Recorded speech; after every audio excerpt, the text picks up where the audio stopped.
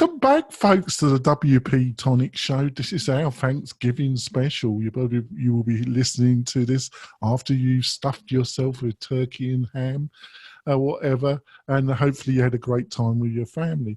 This is episode 451. It's just going to be me and my great co-host, and we're going to be talking about a couple of fantastic topics. I don't know if we're going to be able to cover both. We're going to start off with how to identify your perfect or your best clients for your course or for your SaaS or for your product plugin, whatever it is. You need to identify your ideal client base.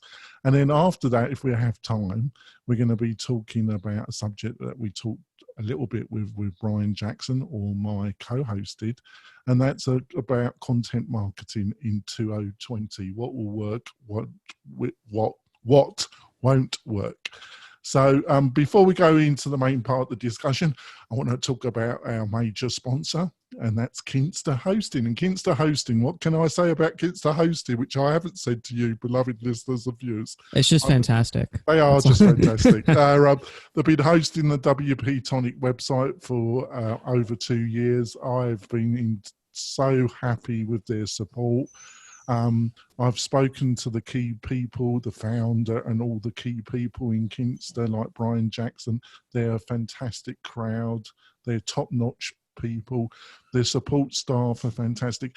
And if you're looking for some of the quickest hosting for your learning management system, your WooCommerce, or anything that needs a little bit of better hosting, I would go over to Kinsta. Even though they weren't sponsoring the show, I would still purchase hosting from them. The support you get is fantastic. If that sounds interesting, go over to Kinsta, look around, probably buy one of their packages, and please tell them that you heard about them on the WP-Tonic Show. So over to you, Adrian. Yeah, so this weekend I schlepped it out to Ottawa, which is Canada's capital, where Justin Trudeau and the rest of Parliament like to hang out. I went and get a couple tours. I went to go see the House of Commons. That was pretty cool. They're actually having it in a courtyard because Parliament is literally falling apart, but that's besides the point. I went to go see Dan Martell. If you're not familiar with Dan Martell, he's actually coming on the show in 2020 in January, so that's going to be exciting. But Dan has essentially built up a reputation as like the SaaS guy. If you're trying to grow a software as a service business, you can talk to Dan, as he's going to give you like the framework to grow it from 100 people on your platform to 1,000 to 10,000 to 100,000, all the way until your exit. Like that's essentially what he's training on. So I went to do his one-day like power workshop in Ottawa. It was about a 4-hour drive, and I learned a few things, chief among which was a couple strategies which I'm about to share with you. Number one, being able to really focus down and narrow your ideal client. A great man once said, I don't know who that man is, but it certainly wasn't me. If you're selling to everybody, you're selling to nobody, right? That's kind of like rule number one in marketing. Like, I agree with that. So it took me, unfortunately, I'm a very slow learner. So it took me much too long to learn that, but it's so true, Adrian. Right, you have to pick an audience, right, and then you have to serve that audience. Now, that's not to say that you can't sell to several different audiences. And by the way, I can't take credit for anything in the show that I'm explaining. I am literally just going to reiterate the information that I learned so that you don't have to go out and learn it from somewhere else. So I take credit for nothing on this particular show, but it's not to say that you can't go out and sell to other people. As you focus in and really hone in what your ideal client is, all of the other groups that are like similarly related will be brought in by like a halo effect, right? Just by virtue of you serving that one target market really, really, really well, other target markets will fall in. And then you can still serve those markets, but as from a marketing message and positioning standpoint, it's really helpful to focus in on what that ideal client. And I'll use myself as an example about how you can go about doing this. So Groundhog, which is my company, we build CRM marketing automation tools for WordPress. We typically serve three different kinds of customers. We have DIYers, WordPress do-it-yourselfers. They learned about setting up a WordPress website. They're following the blogs. They're following the tutorials. They're doing the DIY thing. That's their side hustle. They're starting their business. They're starting the course, whatever it is, but they're doing it themselves, right? That's chief market number one. Market number two is we service something or people called the switchers. Now, the switchers are people who already have a business, already have all that stuff set up, but they're on ActiveCampaign, Infusionsoft, HubSpot, and they're not loyal, and they're just going from platform to platform, trying out to find the best fit for their business. That's market number two. Market number three, which I actually chose as our ideal market for the purpose of the following exercise, is agencies. Agencies are typically people who have a very high level of education when it comes to marketing. They are typically people who have a typically high level of credit on their credit card. So they're where the big bucks come from. And they also not only do implementation for themselves, but they do implementation for a variety of other clients who entrust with them the marketing, like Jonathan, who does LMS. So I chose for the purpose of the exercise, to really focus down on the problems that agencies have. Now, before I move forward, if you are struggling on actually picking that target market, you have a product that could be used by a lot of people. It doesn't matter if it can be used by a lot of people. Go through your existing customer list and find either like the biggest demographic or the people that you're just most happy to serve. That could be because they have the most money to spend. They have the least amount of support questions. For me, like most money to spend, least amount of support questions was like agencies for me, which is why I chose agencies. But it can be a various different amount of factors. And then I'm going to explain to you, if you're looking on YouTube, and if you're not, you should be, I am showing a workbook that I currently have on the camera. And it is a way to narrow down the actual focus of your customer market. So number one is you write down all of the things that your product does, your solution, the features that it has. For example, you can send emails, you can create funnels, pages, tracking, any of that stuff, whatever your solution or course has. So if it's a course, you do videos, you do office hours, you do YouTube, whatever it is that you do for your course. If you're doing course specific, if it's membership, lay down the features of your membership. Can I just quickly interrupt? Is this the process that Dan kind of walked through with you? Absolutely. I am like, this is right here. If you're looking on YouTube, you can look at it. So second, lay down the benefits of what your product or solution offers. So in my case, it allows you to save time implementing, save money. We're a less expensive solution than a lot of other software as a service platforms. We get to maximize your follow-up. So if you're not doing any follow-up right now, we can help you achieve that. But you can, of course, modify these benefits to whatever your course provides. So if the benefit of your course is you saved on taxes because your course is about doing taxes, then that is a great benefit. Number three, lay down any social proof that you have, reviews, testimonials, case studies, and then really narrow down your price. If you don't have a price yet, that's okay. Kind of just throw out a ballpark number, right? Because not all prices fit all target markets. You have to very much so tailor the price to your target market. As an example, you wouldn't expect to go to an enterprise company and say, oh, we're only $19 a month, you should buy us.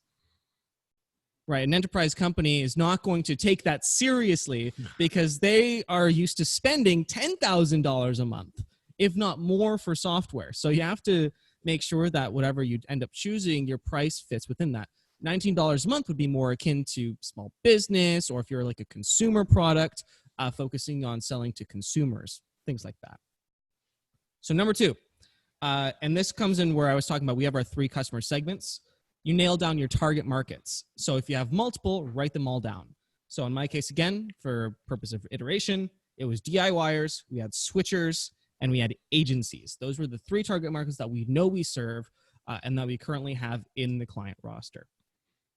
And number three, this is where we really start to focus it down, and you get to choose one. You don't get to choose all because, again, if you sell to everybody, you sell to nobody.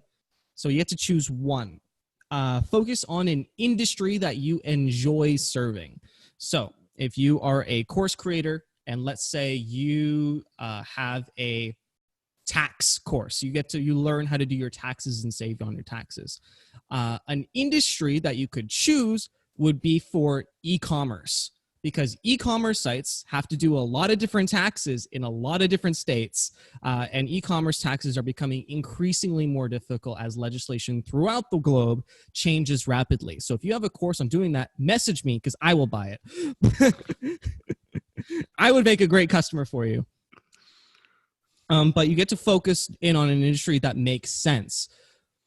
Number 2, choose a revenue stream for your, or a revenue percentage that your client has. So again, running through the tax e-commerce industry, your typical revenue generating e-commerce business that has to pay taxes is like $100,000 a year plus. I think that's extremely important, actually, and it's a step that most people don't. Yeah, we have to know how much our clients are making, right? Because we have to tailor our solution to the actual level of revenue that, or the level of business that our clients are operating at, or even if you're to a B2C customer, not necessarily a B2B business, at least operating within framework that are the level of, I don't want to say intelligence, but kind of like just the level that they're operating at within their daily lives and within their daily routines. And I dropped my workbook. There we go. Okay. Nail down any technology that they're using. So if it is a B2B customer, analyze what technology they use, because then you can go out to those technologies and see, hey, listen, is there an opportunity in order to like cross-promote, work together, or at least you can self-identify, hey, listen, we're going to train you on how to use this technology. And they're like, I already use that technology. This is awesome. This must be a solution for me.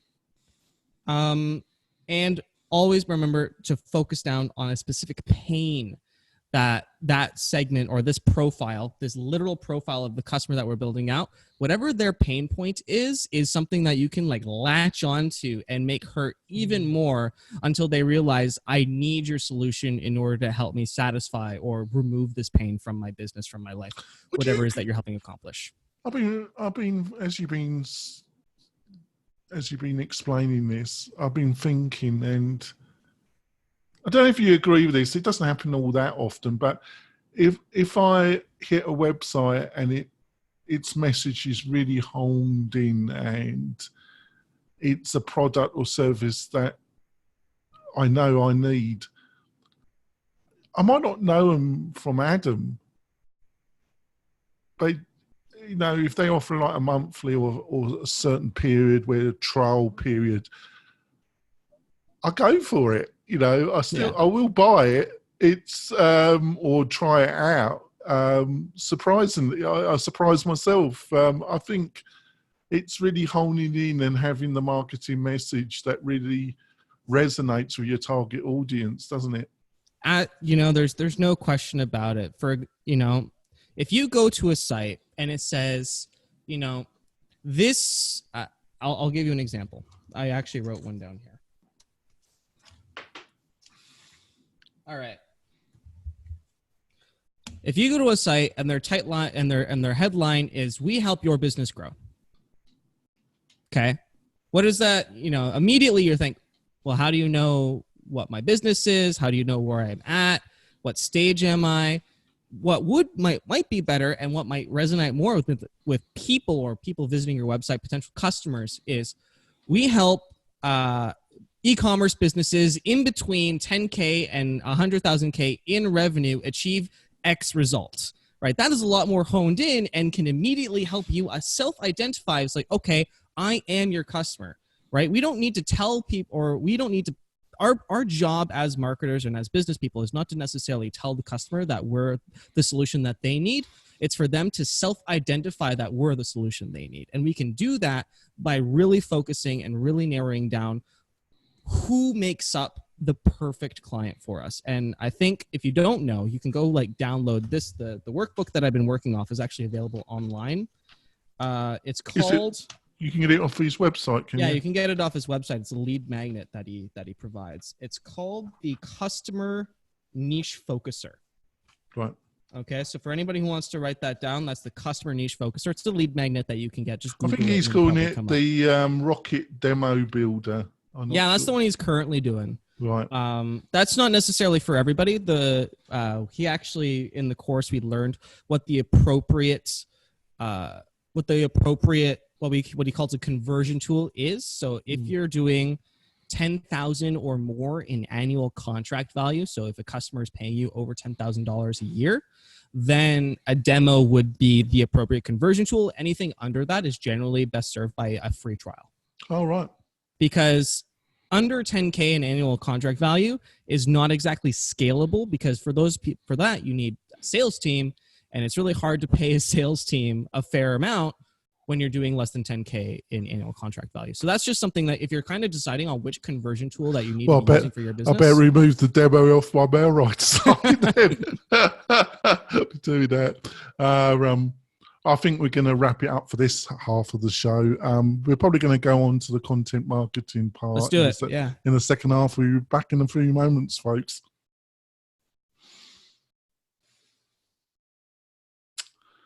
We're coming back. After this, I'm going skiing, Adrian. I've got a couple of friends coming around, and we're off to do our first couple of runs, and then we're off to have something to eat afterwards. So I used to be on the ski team in my high school.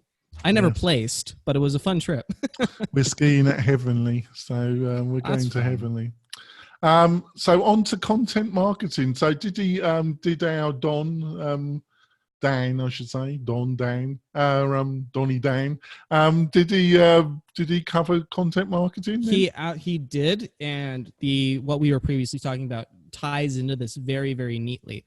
So pretty much everything in your business, all of your marketing, basically every strategy that you'll ever implement falls down from the target market that we've chosen to identify. We actually gave our target market a name. I came up with Digital Marketer Dave. Is the customer that I want to sell to, because Digital Marketer Dave works in an agency. He is the decision maker, and he's also an implementer. And that's just been anybody who's been those three things in at least my customer roster has just been an excellent customer for me. So I chose the 5 problems that Digital Marketer Dave has. So if you're currently watching this, why don't you can follow along, but give that person that we just discovered a name. And let's come up with 5 different pain points that they constantly suffer from. And Jonathan, you are by no doubts going to resonate with the 5 problems that I chose for Digital Marketer Dave. We're going to have a problem if I don't, won't you? So number 1, the first problem that came up is productization. Agencies always struggle to come up with productization efforts, and they end up sending the quote for like billed hourly, and it's usually a painful experience on the back end. Some agencies are really good at doing it. I was never really good at doing it. So coming up with some sort of productized service has always been like on the forefront of the agency's mind, but just something that never really materializes. Well, I think one of the reasons for that, just quickly, is that if you're a generalistic agency, exactly, but based on geography, most successful agencies are based on geography. What I mean by that is they're based on the personal relationships that they develop over a number of years in their local communities. There's no question. And then they have to take a very wide spectrum of different projects. Mm-hmm. If you can nicheify, which WP-Engine, how dare I mention them, WP-Tonic, we specialize in learning management systems. That's our gig. Where it's a lot more easier if you've got a specialization, isn't it? Exactly. Well, again, it's all about nicheifying, identifying your target market. By identifying your target market and speaking directly into the pain points that your target market is feeling, you can branch out beyond geography, right? And you can do cross-border, you can do cross-state, you can do, from Canada to the United States. Really, the possibilities at that point endless, and allows you to scale a lot more. But speaking of scaling was pain point number 2. Talent, scaling, being able to bring on more customers, because the 10 customers that you already have, their projects aren't finished yet, right? So scaling is always a constant pain point for agencies. Implementation and execution. Some agencies have more problem with this than others, but it is kind of like a most common denominator. Being able to actually launch your clients' projects on time, efficiently, with the least amount of resistance from the client is definitely an art form. Customer churn. Again, some agencies more so than others, but a lot of customers or a lot of agencies experience churn, and that is always. I'll give you an example of number 2. I've learned the hard way for the 2.5 years that I've been specialising in learning management system, if a client comes to me and they say, we want a full custom design, a full service quotation from you, and they haven't developed the content yet, I won't take them on unless they want. I can send them to a small group of I have partners that can do the videos for them, can help them write the content. The reason why I won't take them on, well, I will take them on, but I only take them on with the proviso that we provide a site with dummy content, and then we get our final payment, and then they finish it off. Otherwise, it never finishes, right? Well, it never finishes. They never get the content done in time. If they got the content, either we give them 2 quotes.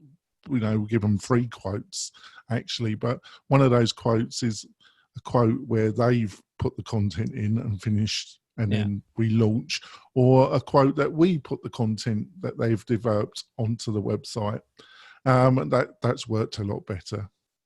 Well, that's productization right there. So you're solving that pain point. But every unfinished client, right? Every non-launch project that an agency has is a literal tax on the amount of new business that you can bring in and your daily energy and willingness to accomplish the existing projects, right? For every and that as they build up, it becomes more and more and more taxing. So that is that's probably the biggest pain point that I actually have on my sheet. And the last one, just to kind of wrap it up, is scope creep, something that agencies always deal with. Now, the question at this point is, what the hell do all of these things, these 5 pain points that I've listed out, what do any of those have to do with a digital marketing and email marketing product? That's the question.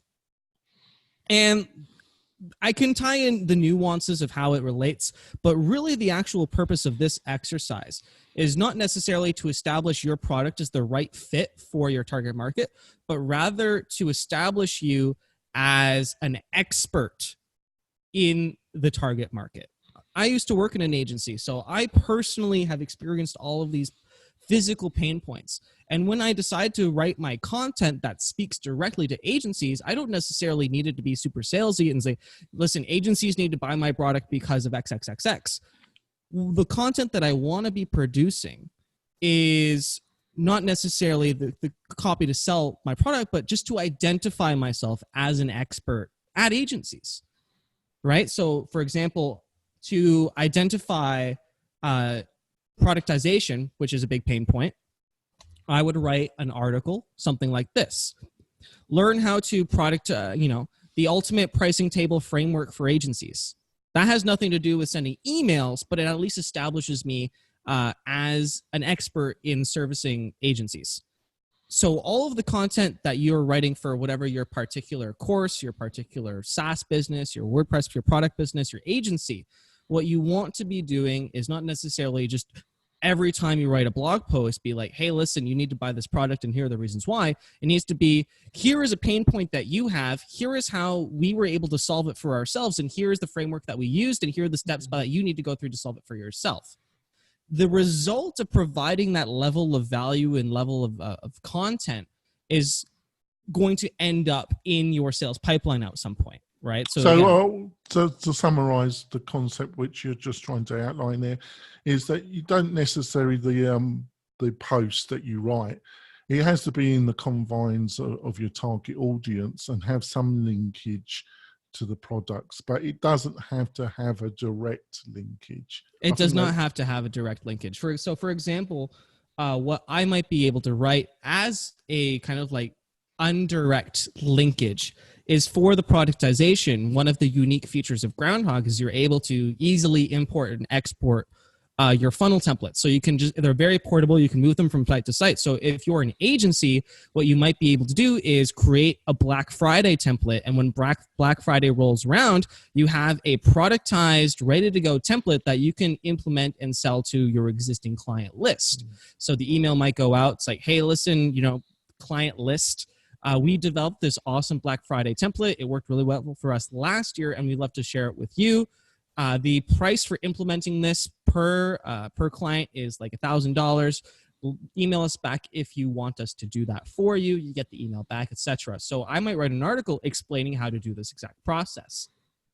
Send it. If you're an agency, you're not doing Black Friday deals, you should absolutely be doing that. It's a great way to increase your revenue in the months of November and December.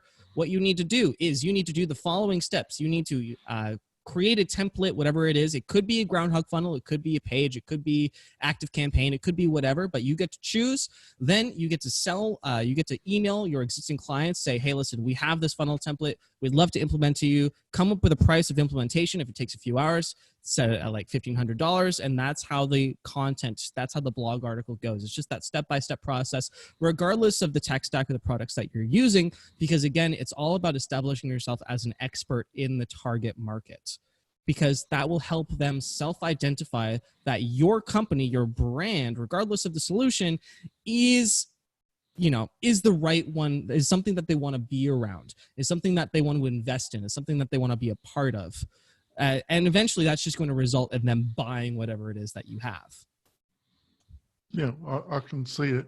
Any other tips about content marketing that he provided?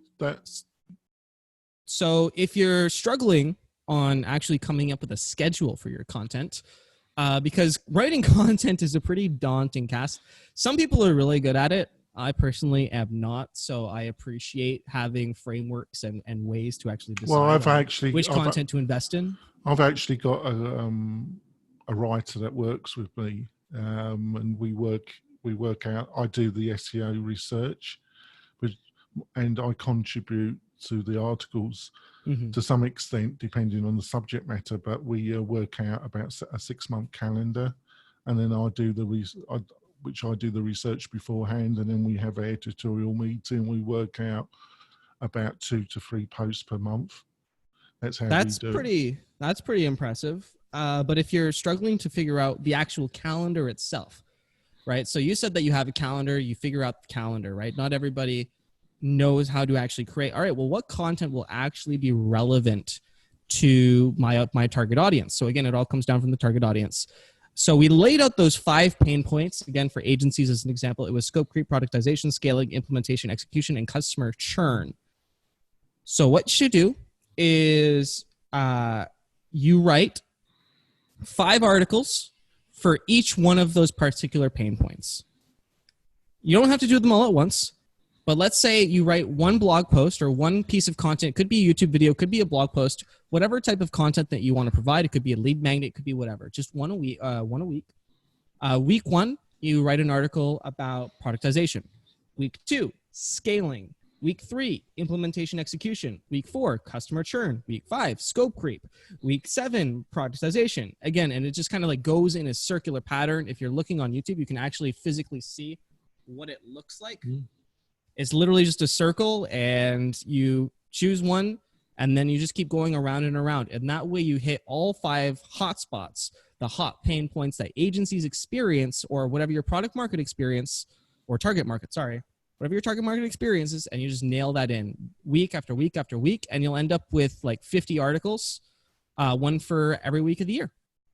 Yep, that's a good idea. I think we're going to wrap it up now. So what's the best way to learn more about you and what Groundhog is up to? So if you're interested, if you're an agency and you're like, wow, this guy's an expert on agencies, he's for me, as I've tried to establish throughout this show, then you can head on over to groundhog.io and learn about how Groundhog will able to help you with those 5 pain points that we keep establishing over and over and over again. So again, that's Groundhog with 2 G's. .io. And if you're interested in anything, any of the frameworks, because again, none of this information is my own. I went to go get this information from someone else. The guy who I got it from is Dan Martell. He's really smart, and he has most of these things, most of the frameworks that I talked about, as lead magnets that you can go and get from his site. Yeah, I've got to say, I think I was looking over your site this morning, actually, and I think you've improved it enormously, the kind of key messaging and just the general craftsmanship that's shown on the pages. It's improved. Well, now we're probably going to go back and you're going to get some more writing to do, aren't you? Because now, I mean, I just got back from this thing literally 2 days ago. And, or wait, today's Wednesday. So yesterday, I came back the day before yesterday, sorry. And now like, well, we got to focus on agencies. And so I'm going to have to go back, and I'm going to have to tailor the content to speak directly to, again, the 5 pain points that agencies constantly experience, and how we can help agencies launch projects faster, because we do help agencies launch projects faster, because they don't know none of the technical mumbo jumbo of like integrating CRM to website and all that stuff. So, all right. If you want to find out more about WP-Tonic, just go to the WP-Tonic website, folks. If you really want to support the show, I'm going to have some hats done with WP-Tonic on them, and they're going to be available in the end of January. So I'll be having a page. There'll be about 2 different colours, and it will have WP-Tonic on them. Anybody that goes to iTunes and leave us a review, just take a screenshot of the review, send it to us, and then then choose which hat you want, and I will send it to you, probably at the end of January. So just send those screenshots of the iTunes reviews that you leave for us, and you'll be able to get your WP-Tonic hat sent to you with a little that's message. Very generous. I'm going to go leave a review because I want a hat. You want a hat as well. I think it's going to go down quite well, and it's a little reward for the people that do leave us a review, isn't it, Adrian? I thought that would be a nice thing to do. We'll be back next week with another great guest. We've got some fantastic guests coming up in the next couple of months. We'll see you soon, folks. Bye. Bye, everybody.